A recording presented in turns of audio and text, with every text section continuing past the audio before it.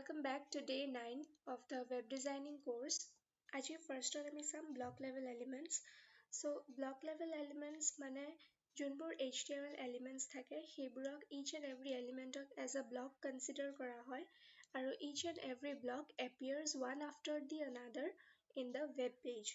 আমি জানো যে HTML elements বোৰ they are considered inside a box by CSS. যেতিয়া আমি CSS styles বোৰ apply কৰো তেতিয়া each and every HTML elements এটা boxৰ ভিতৰত consider কৰা হয় and we can alter the appearance of these boxes using CSS.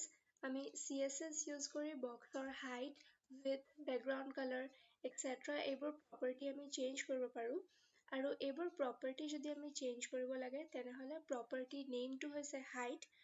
যদি আমি width টো change কৰিব লাগে property name টো হৈছে width. যদি আমি background color change কৰিব লাগে তাৰে property name টো হৈছে background color, text color change কৰিবলৈ color. So anything that is inside that box আমি হেতু CSS দি stylize কৰিব পাৰো.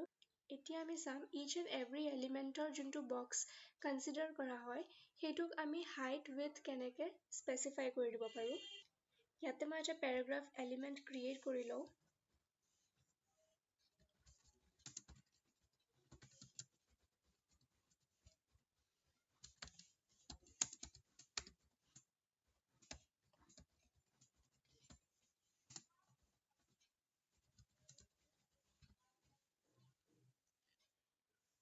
Now when I want to stylize this paragraph element আমি ইয়াতে internal CSS use কৰিম. Style tags open কৰি লম. এতিয়া paragraph element টো যোনটো boxৰ ভিতৰত consider কৰা হৈছে আমি সেই boxৰ height and width টো change কৰিম. So height টো change কৰিবলৈ property name টো হৈছে height and ইয়াতে মই height 100 pixels দিম. And width to মই 50 pixels দিম. Just to see the box height and width মই এটা background color use কৰিম. So background color to মই red দিম. এতিয়া এইটো browserত চাবা. So ইয়াতে চোৱা আমি height to 100 pixels দিছিলো আৰু width to আমি 50 pixels দিছিলো আৰু background color to আমি red দিছিলো. But গোটেই paragraphৰ যোনবোৰ content আছে হেতু আমাৰ boxৰ ভিতৰত include হোৱা নাই. So for that আমি আৰু অলপমান increase কৰি দিব পাৰো box height and width to. I will change it to 150 pixels and width to মই 150 pixels দিম. So এতিয়া চোৱা গোটেইখিনি এই boxটোৰ ভিতৰত contained হৈ গৈছে. So this is how we can change the box appearance. To fit the user's screen, we can use two other properties, minimum width and maximum width. আৰু minimum height and maximum height থাকে. User যোনবোৰ device use কৰে সেইবোৰ deviceৰ sizes বেলেগ বেলেগ থাকে, desktopৰ size বেলেগ থাকে, phoneৰ size বেলেগ থাকে. So আমি each and every HTML elementsৰ এটা minimum width আৰু maximum width specify কৰি দিব পাৰো. আমি minimum height, maximum height specify কৰি দিব পাৰো to fit the screen of the user. So হেতু কৰিবলে property name টো হৈছে minimum width or minimum height and maximum width or maximum height. So এইটো কেনেকে কৰে চাবা. Paragraph element টোৰ যদি minimum width and height মই specify কৰিব লাগে so property name টো মই দিম minimum height. Minimum height মোক 40 pixels লাগে আৰু minimum width মই 40 pixels লম আৰু মই background color এটা specify কৰি দিম ইয়াতে. এতিয়া চাবা আমাৰ যোনটো desktop screen আছে তাতে এইটো এনেকে appear হ'ব but যেতিয়া আমি screen size টো সৰু কৰি দিম তেতিয়াও তাৰে appearance টো alter নহব because আমি তাতে minimum height and width specify কৰি দিছিলো. So হেতু চাবলে তোমালোকে browser size টো সৰু কৰিব পাৰা. So মই ইয়াতে screen size টো সৰু কৰি দিওতে paragraph element টো change হোৱা নাই because আমি minimum height and width ইয়াতে লগাই থৈছো. এতিয়া আমি চাম divs. So divs কি হয় হেতু মই তোমালোকক আগতে কৈছিলো but হেতু use কেনেকে কৰে হেতু আমি পিছত চাম বুলি কৈছিলো so divs it basically groups HTML elements inside one box আৰু divs বোৰ আমি label কৰিবলে classes and IDs use কৰো classes and IDs আমি HTML elements বোৰ label কৰিবলে mainly use কৰো আৰু divs label কৰিবলেও use কৰো now let's see how to use divs classes and IDs so মই ইয়াতে এটা div create কৰি লম and divৰ class name টো মই box বুলি দিম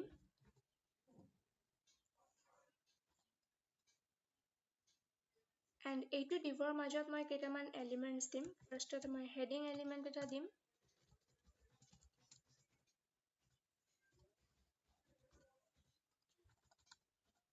and মই paragraph element এটা দিম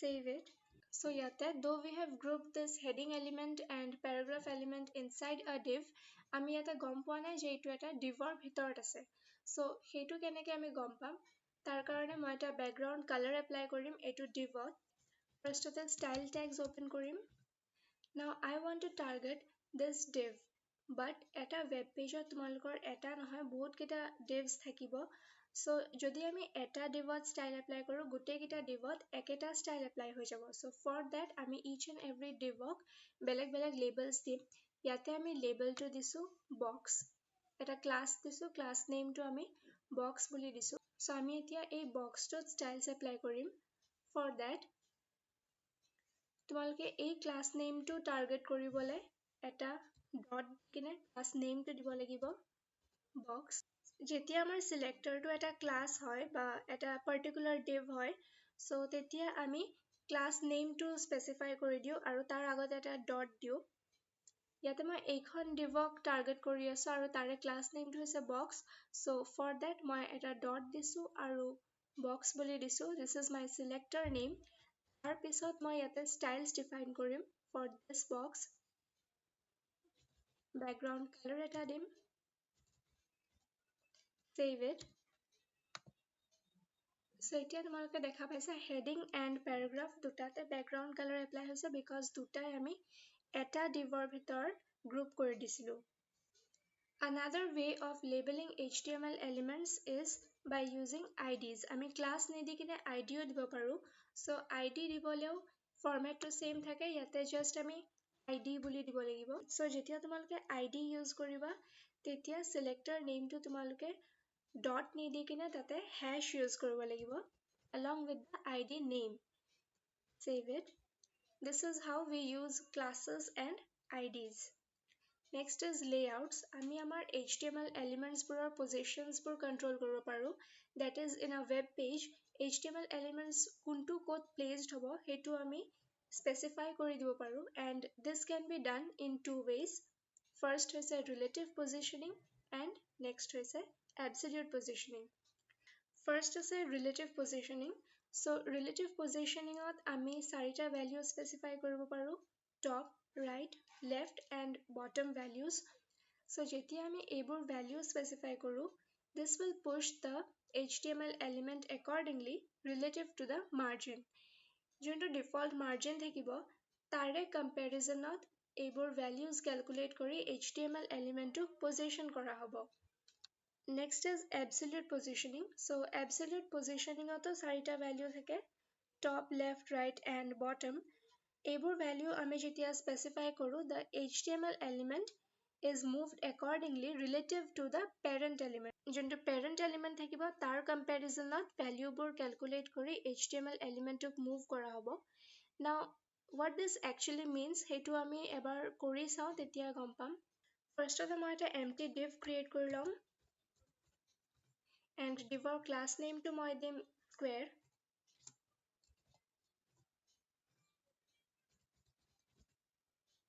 etia moi etu divot styles apply korim so for that style tag to open koriba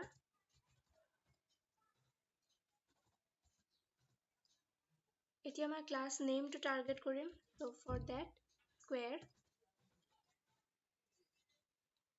and I will apply a height of 40 pixels আৰু মই ইয়াতে height to 60 pixels specify কৰিম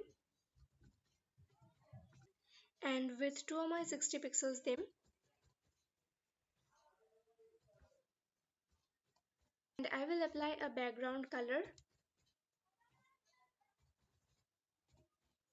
Save it and see it in the browser. So div use kori ami etu box create korisu. Etia etu boxok ami keneke relative and absolute positioning apply koribo paru hetu sam. First ate ami relative positioning apply korim aru tar karone property name to is the position. Value to hobo relative. So yate ami etia ko changes dekha nai. But now let's specify top and left values. Yate ma top value eta specify korim. Suppose 50 pixels and left 50 pixels. Save it. Etia saba. So yate ami top 50 pixels disilu. He karane top margin opera etu 50 pixels tolole push kori dise. Aru ami left 50 pixels specify korisilu. So from the left margin etu 50 pixels right ole move kori dise. Now let's see what happens in absolute positioning. So etia ami absolute positioning apply kori sam. For that ami position to yate absolute kori dibo lagibo. Aru moi etia top value to 20 pixels dim and left 20 pixels. Save it. So etia box to 20 pixels move hoise from the top and from the left, not relative to the margin but relative to the parent element. So yate div element or parent element hoise body. Jetia ami style to apply koriso, the div element is moved 20 pixels from the top and left in comparison with the margins of the body element. Etia jodi moi etu divor aru eta child element create koru. For example, moi aru eta div yate create korim and class name to dim moi square 2 and yate moi second square to styles apply korim. So for that square 2 aru moi height to dim 20 pixels, width dim 20 pixels, background color to moi dim blue, position to my absolute dim and top value my 10 pixels dim, left my 10 pixels dim. Now save it and see it in the browser. So yate ami blue color aru eta square create korislu aru etur parent element to hoise this outer square aru ami jetia top and left value specify korislu compared to this outer square the values were applied to this child element because amar outer square to parent element asile. So this is how we apply positioning to the HTML elements using CSS. Next class apra ami amar web designing project to start korim and then there you will come across many more HTML tags and attributes.